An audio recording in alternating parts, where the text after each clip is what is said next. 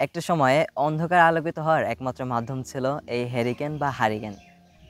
বিদ্যুৎ আসার আগে হয়তো এমন একটি ঘরও খুঁজে পাওয়া যেত না যাদের কোনো হারিকেন ছিল না। চলুন সকল কর্মব্যবস্থার মাঝে অতীতের স্মৃতিগুলোকে একটু স্মরণ করি। হারিকেন এখন যা প্রায় বিলুপ্তপ্রায়, কিন্তু একটা সময় ছিল যখন সন্ধ্যা নামলেই প্রত্যেকের ঘরে হ্যারিকেনের দেখা মিলত। প্রতিদিন সন্ধ্যা নামার আগ মুহূর্তে আম্মুকে দেখতাম একটি নরম কাপড় দিয়ে হারিকেনের কাজ পরিষ্কার করে তাতে কেরোসিনের তেল ঢেলে আগুন জ্বালতে।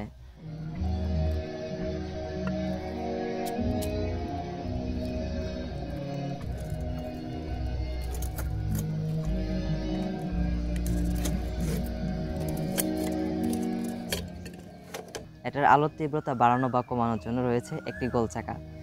এটা যদি ডান দিকে ঘোরানো হতো তাহলে আলোর তীব্রতা বাড়তো, এবং যদি বাম দিকে ঘোরানো হতো তাহলে আলো কিছুটা কমে যেত। এর ভেতরে যেটাতে আগুন জ্বলে ওটাকে সলতে বলা হয়, যেটি সাধারণত কাপড় বা সুতার তৈরি।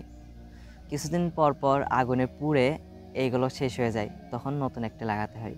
এটিতে তেল রাখার জন্য রয়েছে ছোট্ট একটি ট্যাঙ্ক, যেটিতে আধা থেকে 1 লিটার কেরোসিন ধরে। এর ঠিক উপরেই রয়েছে আগুনের ধোঁয়া এবং তাপ বেরোনোর জন্য একটি চিমনি। এর আগুনটা যাতে বাতাসে নিভে না যায় এর জন্য রয়েছে একটি গোলাকৃতির কাজ।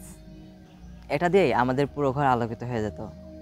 আমাদের খাওয়া দাওয়া, পড়াশোনা বা প্রয়োজনীয় কাজের জন্য আলোর একমাত্র মাধ্যম ছিল এই হ্যারিকেন। আমাদের মোট 2টা হারিকেন। একটা হারিকেন আমি ছোটোবেলা থেকেই দেখে আসছি। আমার আম্মু বলে আমার জন্মের আগেই এটা নাকি আমার নানা আমাদেরকে উপহার হিসেবে দিয়েছিল। এখন উজ্জ্বল আলোর এলইডি বাল্বের কাছে আধারে হারিয়ে গেছে হারিকেন, কিন্তু এর সাথে জড়িয়ে থাকা স্মৃতিগুলো আজও মনে পড়ে। তো আজকের ভিডিও এখানেই শেষ করছি। দেখা হবে নতুন আরেকটা কোনো ভিডিওতে। আল্লাহ হাফিজ।